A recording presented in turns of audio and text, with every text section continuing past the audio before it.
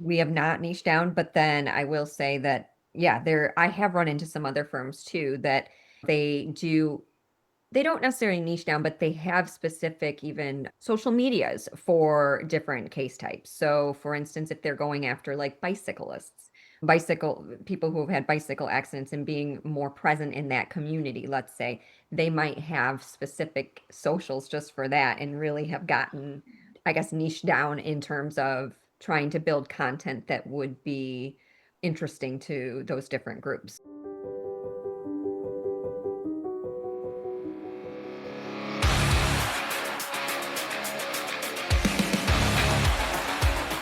Sharp strategies, sweet success. Hello and welcome to Sharp Strategies, Sweet Success. This is your host, Tiffany Swedensky, and today I am talking to Trudy Emlaw. I've known Trudy kind of a few steps removed, almost like a Kevin Bacon scenario, because one of my clients coaches with Mike Morse and Fireproof, so I hear a lot about Trudy and the marketing programs you've implemented for them and just all the amazing stuff that that law firm is doing that you've helped with. And I'm very excited and happy to have you here on the show. And I'm going to turn it over to her so she can finish out her introduction. Yeah, I'm excited to be here. Thank you for having me. So, my background, I started out as I was selling advertising. I guess initially I started my career at Fox Sports for a couple of years as a sales assistant.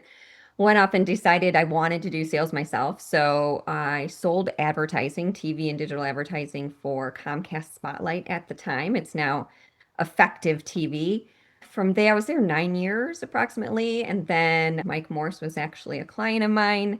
I was planning to take a couple years. I had some little ones, take a couple years at home, but when I went to tell them I was leaving, John Knockhazel offered me a position with the firm. Just, he said, even if you come on part-time, we'd love to have you. So I ended up being hired by John and Michael to come on and do their media buying. So I did that for 4 to 5 years, buying TV and billboards and digital, of course. And then during that time, took on some community events. And then eventually that led to the marketing director position and then eventually onto the CMO and ended up spending about 11 years at Mike Morse Law Firm. Well, that's awesome. Well, so I guess just right off the bat, and I've actually been thinking about this, but can you tell us a little bit more about what media buying is like for, particularly for like TV and billboards? I'm curious about that. And I haven't done media buying myself for TV or billboards. Some of the firms I've been a part of have done that. And so I really just see the data. But I'm curious, like from the media buyer's perspective, like what that looks like, how that works, what you're looking for, just whatever you can tell me. Yeah, that's a good question. Well, spend a lot of money. When I was at Mike Morse, we spent a big percentage of the budget was on TV. It's where the firm got their start, really. I mean, that's the big platform that they launched on and the firm was grown on. So, yeah, it's in Detroit. We have a handful of stations and look at impressions and how different programs do and how they resonate with the target demographic and the audience that we're going after. And it's a lot of negotiation and figuring out, the best placements and those kinds of things. And then billboard, it's all about placement, where the location, the size of the board, the uniqueness. There's so many nuances to that. And radio as well is kind of falls in that same kind of similar to TV, I guess, in a way. It's amazing to me that radio is still a thing. Anytime I forget my phone and I get in my car, I'm forced to listen to FM radio, and I'm just like, and then people play ads on there, and some of them are pretty good. You know, Top Dog, I think I've heard them do a few radio ads, interestingly. So, and maybe you answered this and I just didn't quite get it, but you said you analyzed like impressions for like the audience or the station or the placement. When you're doing like a lot of media buying, are you like looking at the individual ads and saying like, oh, this quarter we ran this ad and saw this change? Are you doing that kind of analysis as well? Yes, to a certain level. And you can really do that on the digital side with things like OTT and CTV, where you can see like this ad was served and it led to this many form fills on your website. There's a pixel and it keeps track of all that stuff. So you can do that a lot there. We have done When I was at Mike Morse, we had done reporting on like when we ran certain commercials, which ones got the most calls come in around that time that the commercial ran. We have done some analysis like that and then tweaked our ad copy or our commercials based on that kind of data of what performed best. We could adjust the commercials based on that. And are you guys like developing the commercial scripts and content plan in-house, or is it like a combination thing? A lot of that is the creative agency, but yes, there is definitely the information is flowing between the information and ideas, I guess I should say, is flowing between the creative agency and then in-house. Yeah. Well, and one question that's maybe kind of niche, I don't know, but so like you're working with a creative agency, are you, and I'm assuming they're doing the visuals and the copy for you, is that right?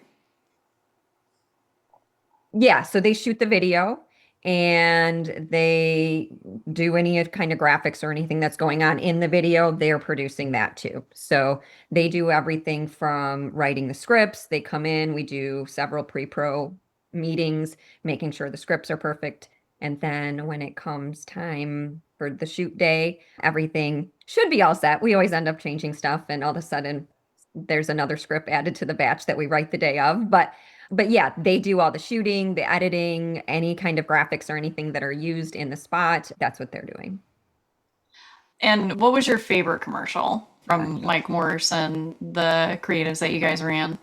Yeah, well, Ambulance Chaser by far is like the favorite of all favorites for just the public. I had a great time. We did an NIL campaign and it was a lot of fun. We had Donovan Edwards from U of M and Dylan Tatum, who was at Michigan State at the time. We also had a sprinter from U of M, Brianna Bates, and Nikki Taylor, a gymnast from MSU. It was just a fun campaign. I mean, the athletes were awesome, and we made a lot of great content with for social media and obviously for TV. We did a whole photo shoot and did some billboard stuff. It was really robust and a ton of work. I was exhausted by the end of it, running around doing all the things. It was a tight schedule that day, but super fun. So you mentioned social media, so I gotta ask, is there a particular platform that you pay attention to more than the others? Or are you giving them kind of equal treatment? I would say no on the equal treatment. Facebook and Instagram are really where we would focus the most of our energy. But LinkedIn really was definitely getting attention as well. Twitter, some, TikTok, of course, YouTube. So yeah, they all definitely got attention, but Facebook is where we had the biggest following and then followed by Instagram. Yeah. Did you guys ever get into like TikTok videos and making like cute things? Have you guys tried that? We have tried that. We had a phase when I was there. Yeah, we definitely had a phase of trying the dances and stuff. We decided that wasn't our thing. So we moved on to doing different types of content, but we went through the dancing phase for sure. I know for I've done like maybe one or two trends, and every time I like see a dance in particular, I'm not very graceful. I think about myself doing that, and then I'm like, no, no, I can't. Yeah. Yeah, I Uh, think in theory it sounded really good. And then it was like once we started doing it, it's like, how does anybody take us seriously after we've done that? So, yeah. I do see some attorneys getting silly and making some good content there, but like it has to fit like who you are and who's, the star of the video and who's making it and stuff like that. A lot of law firm owners just can't see themselves getting into a TikTok and unless they're taking it very, very seriously, which unfortunately doesn't, that's not what TikTok is for. TikTok isn't for taking things seriously. Yeah, completely agree. It works for some and for others, it's just not their cup of tea. So, Well, I got to ask this question partially because somewhere down the road I'm giving a talk on AI and marketing. And so, just broad strokes, I guess I have a few things I'm going to ask you. I'm just going to ask you all of them at once. So, like, one, how has AI changed the way, like, you as a CMO, like, operated the firm? That's one. Two, how do you see like AI search impacting your strategies? Like, are you thinking about pivoting your firm or your firms away from SEO, or what are your thoughts there? Yeah, so as far as changing the way we operate, I see it as a tool. It's a great tool. It has helped really speed up some of the work, especially when it comes to content. I look forward to being able to utilize it in more ways beyond content, but content creation, at least in marketing, for me, has really been where I've seen the most progress and efficiencies. And then in terms of AI search and the impact, no, I'm not going away from SEO, traditional SEO. Yes, things are changing and we're changing kind of the way the content is structured on our landing pages. I do think that the firms that have built brands will fare better, at least initially, with AI. That's some of the conversations I'm having with the SEO team that I work with. So, yeah, that's kind of my thoughts on AI and search and the impact there, but excited to see where that all goes. Yeah, and I was just talking to a law firm earlier this week, and there are actually two, like one this week and one last week, and both were at a point where they're really just getting started with marketing. One of them was an attorney who somehow connected with me on Reddit, and we did a Zoom meeting, and it was actually a decent sized firm, never built a website, never did any marketing, none of this, and they're asking like what should we do? And they didn't really even have a brand to speak of. Hmm. And I that was my advice to both these firms is like you really need to focus on the brand building and mentioning having your website or I'm sorry, having your brand name mentioned outside of your website on other people's websites. And it's more difficult to do than getting a backlink and it requires like more internal work. It's hard for an agency to get a good organic mention of a brand elsewhere. And so, yeah, it's interesting that you say that because I mean, and I hear it a lot. Brand is like the new thing driving AI in a big way. Yeah, I think just in terms of the other websites, one small thing that firms can do is, and I think this is pretty well known, but utilize your Google reviews to help with getting some of those keywords. And I know what I've heard anyway is that is one key area that AI and LLMs are pulling from. So make sure when you're responding that you're using responses that have personal injury terms and keywords in them and encourage people that are leaving reviews to use keywords if you can. So Yeah. Tell me a little bit about like where you're going, what you're doing now. Just clue our listeners in a little bit. yeah. So after 11 years at Mike Morse Law Firm, and very proud of all the work that we accomplished there, and grateful to Michael and John for all the opportunity and leadership that they gave me. I I got the opportunity to move on to another firm that's out of state. They're in a few states. So I will be taking my decade plus of experience and applying it to the new challenges at that firm. Multi-state, that's really cool. I'm excited about that. I mean, for you, I don't get to participate, but yeah, that's really neat. Is there like a book, a manual, or something that like if a marketer is interested in learning about media buying, particularly like TV and billboards, like where can they go just to start learning about it? Gosh, that is a really good question because I never had a book or anything. I just kind of learned it. If Yeah. it wasn't anything that I referred to a book or anything. I started my career as a sales assistant, but I worked for sellers of media. So back in the day, I mean, years and years ago, I was talking impressions, and it just was something that I think, more mentorship taught me than anything. I actually don't have a resource, maybe ChatGPT. No. But no, I don't have a resource to send people to. It's just kind of, I think learning what if you can get your hands on like impressions that programs deliver, stuff like that, and what the cost is for them, you can start looking at CPMs and what makes sense. But it was kind of just, like I said, more of a mentorship thing from others, how I learned it versus a textbook. Yeah. And I've been asked that before about like digital marketing things, like where'd you learn about that?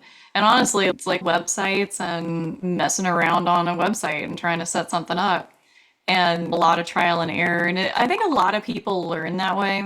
And yeah, I candidly, I was looking for a book on media buying because I was just like, where do I go to start? Maybe I will go to ChatGPT, YouTube, or something like that now.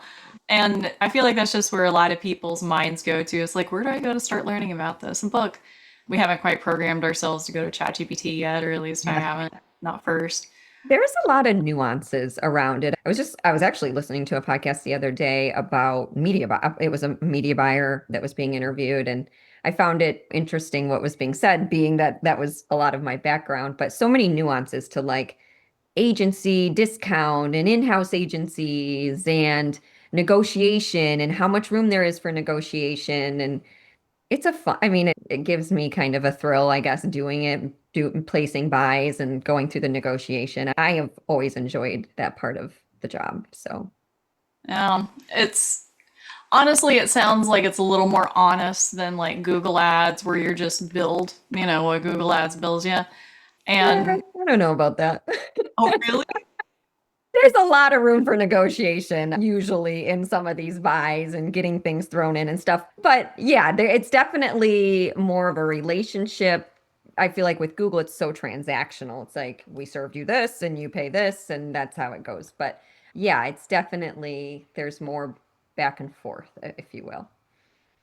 I feel like that would be frustrating, but I guess you'd have to be the type of person who kind of likes to go back and forth on a thing like that. And there's so many nuance. The only kind of media buying I'm familiar with, I mentioned earlier, is Google Ads. And I probably said this on the podcast before, so sorry to my listeners who are bored with it, but I did it for hotel for like a little while, like about a year or so. And it's so interesting how different Google Ads is for that kind of business versus a law firm. And I imagine media buying is kind of the same way. There's different ballpark for law firms. Actually, something else I kind of wanted to know about you and your firms. So, how far has your personal injury practice like niched down? Are you guys like looking for all types of car accidents? Or are you guys putting out there like you're looking for a specific type of person, specific type of accident? Like, are you guys niching down at all there? No, very broad. I mean, we'll take in if any type of car accident or accident, auto accident, truck accident, motorcycle accident. So no, not, I would not say niching down in terms of the case type. I have talked to some firms where they're really focused on like motorcycle accidents or something like that, but no, there's no niching down, I guess, in terms of the type of accident. So about niching down, it's kind of comical to me because as a fractional, I'm sitting in on a lot of SEO meetings and I've done the thing where we move from one company to another. And the new SEO company, or even a new account manager, if you get a new account manager, all of my clients are personal injury attorneys, and the account manager always asks, like, so what types of case are you looking for? And what's funny is every single attorney I worked for who answers that question, it's like, well, I'm just looking for anyone who's been injured and goes to the hospital. And not all of my clients have an accent. I guess feel bad that I did that. And it got me wondering, like SEO companies ask that so much. It's like, are there PI firms outside of motorcycle accidents, which is kind of its own thing, that are really that niche down? Because it's my impression most car accident firms are like that, where they're just like, I'm going to take an accident where somebody is injured, the insurance is good, and they weren't at fault. Anyway, so I was just curious if you guys have talked about niching down or if you're like, okay, we're going to focus on a certain demographic. And really, like when you think about it for a personal injury firm, that kind of thing doesn't make sense to me, but I'm happy to be proven wrong.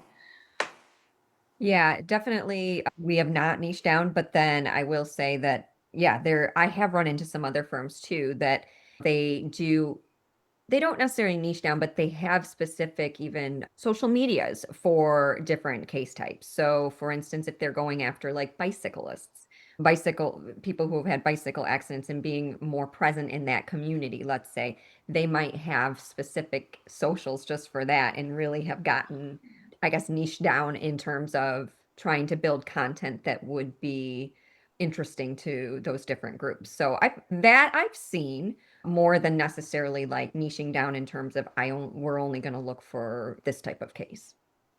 Man, that is something I've seen other companies do, and it just didn't make the connection. But like, yeah, if you're, like you said, bicycle attorney, you can tap into the bicyclist community on Instagram and TikTok and just make memes and that type of content, and probably get more engagement than a legal FAQ or just a generic post from a law firm page. That's a really good idea. I hadn't thought about that. I thought it was a great idea too.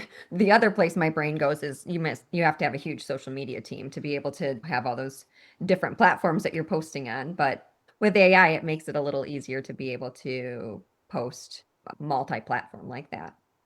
Yeah. Yeah, AI's made a lot of things easier. I'm seeing a lot on AI video, and it's weird because, like, on Instagram, I see a lot of people hating on AI video. And then I go to a platform like LinkedIn and I talk to business owners, and some of them adopt the AI video. And it's one of the things, like, people tell you, it's like, oh, it's actually really good. And then, like, I look at it and it's like, are we looking at the same thing? Like, I, but not to be mean about it. No, I completely agree. And you're so right in terms of there's definitely haters. It might be just me, but it seems like some of the 20 somethings are like anti doing everything with it or younger. I mean, I have a 14-year-old son and he's like, oh, AI, you're doing, you know what I mean? So, and then, but yeah, on LinkedIn, I feel like it's welcomed and even appreciated. So I guess it just to each their own. Well, and the proof is in the pudding. When businesses start using AI video, we'll start to see what the real results of it are. And I'm always happy to be proven wrong because AI video, it's so damn hard to get these attorneys behind the camera, at least some of the ones I work with. And they're busy, no, I not knocking them for being lazy. It's just hard to find the time. I even struggle with it. And AI video is definitely a shortcut, I suppose, but the kind of the proof is in the pudding. And my 14-year-old is the same way, by the way. It's like, oh, AI, like, that's so lame. But I lit her up because I went into her bedroom one night and she was using ChatGPT, and I'm like, what are you asking ChatGPT? And she was like, what role Mercutio served in Romeo and Juliet? And I'm like, girl, you better know that. Like, you better. Like, I can't believe it. You don't know that. You can go back and read it. I was so mad at her. I was like, just go watch the movie. Go watch the Yeah. movie. No, that's funny. I will tell you, the same situation happened with me and my 14-year-old when he was struggling with something, I think it was math related. And I'm like, put it into ChatGPT. And it explains, of course, like how to solve the problem, not just the answer, but like how to solve the problem. So that shut him up real quick when he was like, oh. So we're coming up on time, and so I got to ask, was there anything that we didn't end up talking about that you wanted to go over? No, not really. I mean, one of the topics I talk about a lot is community events and things like that. I don't know. Tiffany, we don't have that. That would be a whole nother cup of tea. So I guess the answer is no. Well, so, like, I will say, like, and I feel I'm kicking myself a little bit for not asking. I asked a lot about the mass media and didn't ask about that, but, like, yeah, like, the community marketing that you guys are doing, I really admire it. I've had to implement some of it kind of based on what you guys have done for sure. It's always really smart. And it's kind of the key to the whole brand building thing, like you mentioned earlier. But yeah, if you're curious about some of the stuff that they've done, I guess go visit their Mike Morse's website, LinkedIn, whatever. And as somebody who has implemented it on some of these programs, it does indeed work. It doesn't seem, if you're really focused on the ROI and the dollars for dollar, maybe it doesn't seem like it, but, like, I'll attest to that. So I'll say that much, about community marketing. I should have asked you more about that.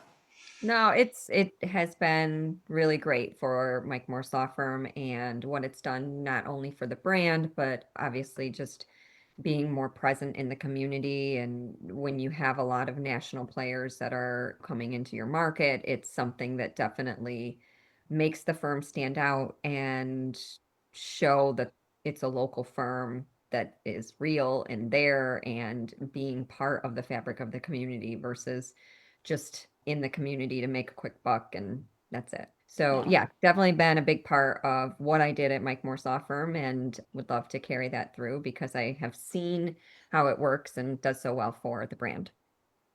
Yeah. Well, thank you so much for being a guest. Really loved having you on. Feel like we had a really good conversation. Where do you want people to go look you up and learn more about you? Yeah, just LinkedIn. You can look me up on LinkedIn, Trudy Emlaw, and that's probably the best place to find me. Well, thanks so much again. And everyone, we'll talk to you soon. Check out Trudy, follow her journey. I guarantee, particularly the marketers, you're just going to learn a lot. And thank you so much again. And Yeah, we'll thank you. see everyone soon.